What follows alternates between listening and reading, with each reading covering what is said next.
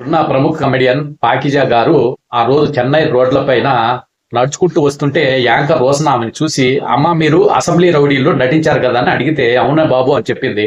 ఇప్పుడు ఏంటమ్మా ఇలా రోడ్డు పైన ఏదైనా కార్లో వస్తుంటారు, లగ్జరీగా ఉంటారు అనుకున్నాను, మీరు ఇలా అనాథలాగా నడుచుకుంటూ వస్తున్నారు ఏంటంటే ఆమె కన్నీటి పర్వతం అయిపోయింది.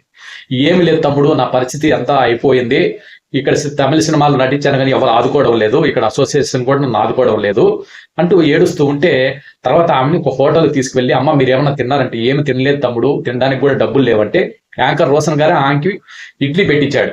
అది తిన్న తర్వాత ఆమెతో చాలాసేపు మాట్లాడి ఇంటర్వ్యూ చేసి, ఇంకా ఆమెకు సహాయం చేస్తా అని చెప్పి మళ్ళీ ఇంకొక ఇంటర్వ్యూ చేసి ఆమెని వెలుగులోకి తెచ్చాడు. ఆ ఇంటర్వ్యూ తెలుగు ప్రజలకు బాగా రీచ్ అవడం వలన, ఆమె గురించి కాస్త వెలుగులోకి పేరు రావడం వలన మళ్ళీ ఆమెకి చిన్న చిన్న సీరియల్ ఛాన్సులు కూడా వచ్చాయి. ఈ లోపల ఆమెకు ఒక ఇల్లు కూడా యాంకర్ రోషన్ అరేంజ్ చేయడమే కాకుండా ఆమెకు ఆర్థికంగా కూడా కొద్ది ధన సహాయం కూడా చేయడం జరిగింది.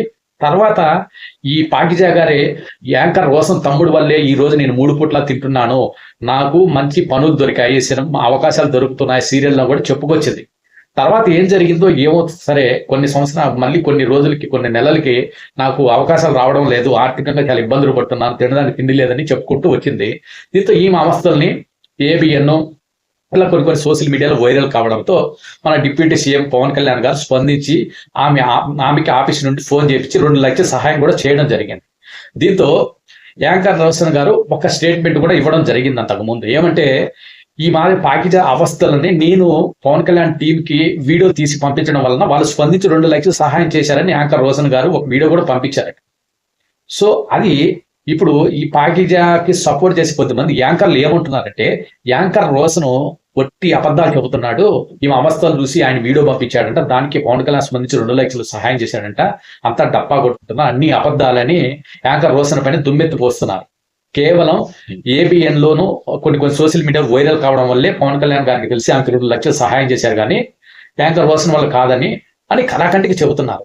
ఇలా చెప్పడానికన్నా కొద్దిగా సిగ్గుండాలి. ఎందుకంటే అస్సలు యాంకర్ రోషన్ ఆ రోజు ఈమెని పరిచయం చేయకపోతే ఈ రోజు ఈమెకి మళ్ళా ఈ తెలుగు ప్రజలకు తెలిసిండేదా, ఈ ఆర్థిక సహాయాలు అందుండేవా?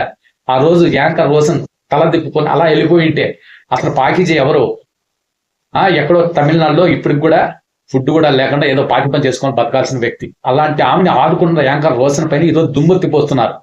ఇప్పుడుండే యాంకర్లు అసలు వీళ్ళు ఎప్పుడైనా పాకిజాకు అంత ఫుడ్ పెట్టడం వల్ల అసలు ఏమన్నా పాకిజాకి ఏమన్నా అంత ముందు ఎప్పుడన్నా పరిచయం అన్నా చేశారా? వీళ్ళు ఏమి సంబంధం లేదు. అలాంటి వాళ్ళు ఇప్పుడు రోషన్ పైన దుమ్మెత్తిపోయడం జరిగింది. ఒకవేళ నిజమే ఉండొచ్చు కదా, యాంకర్ రోషన్ కంట్రిబ్యూషన్ ఉండొచ్చు, ఒకవేళ ఏదైనా ఈ అవస్థలు దీనావస్థలు కొన్ని ఏదైనా వీడియోలు తీసి ఇలా రికమెండ్ చేసి ఉండొచ్చు, నిజం కూడా అయి ఉండొచ్చు కదా, యాంకర్ రోషన్ చేసి ఉండొచ్చు కదా. అలా ఆయన వల్ల కాదు, ఆయన అలా చేయలేదు, ఇదంతా ఏవిఎన్లో రావడం వల్లే అందరికి తెలిసింది, అందువల్ల నాకు సహాయం అందిందని చాలా దారుణంగా మాట్లాడుతున్నారు. అసలు యాంకర్ రోషన్ ఆమెని పరిచయం చేయకపోయింటే ఆమె చెన్నైలో ఏ పరిస్థితిలో ఉండేదే, పాకిజా గారు చాలా దారుణమైన పరిస్థితులు ఖచ్చితంగా ఉండిండేది. సో ఇలాంటి సహాయం చేసే వాళ్ళని డిస్కరేజ్ చేయొద్దు. ఎందుకంటే యాంకర్ రోషన్ ఒక రేంజ్ లో టాప్ లో ఉండే యాక్టర్స్ ని, సెలబ్రిటీస్ ని ఇంటర్వ్యూ చేస్తాడు. కానీ జాలిపడి దయతలిచి ఇలాంటి చిన్న చిన్న యాక్టర్స్ అంటే కాలగర్భంలో కలిసిపోయిన కొంతమంది యాక్టర్స్ కూడా మళ్ళీ వెలుగులోకి తేవాలి, వాళ్ళ గురించి మళ్ళీ చెప్పాలి, ఒకప్పుడు ఒక వెలిగారు వీళ్ళ గురించి తెలియజేయాలని వాళ్ళని కూడా బయటకు తీసుకొస్తున్నారు. ఏదైనా ఆర్థిక సహాయం అందుతాయని ఆశపడుతున్నారు. మంచి పని చేస్తున్నాడు యాంకర్ రోషన్ గారు. అలాంటి కోవలోకి వచ్చిన వారే ఈ పాకిజా గారిని మళ్ళీ వెలుగులోకి తెచ్చాడు. ఇప్పుడు అందరికీ ఆమె తెలిసింది. దీనికి క్రెడిట్ అంతా ఖచ్చితంగా యాంకర్ రోషన్కి వెళ్తుంది. అతని పైన ఎక్కువ మనం అసలు మాట్లాడడం పాపం. జై హింద్, జై భారత్.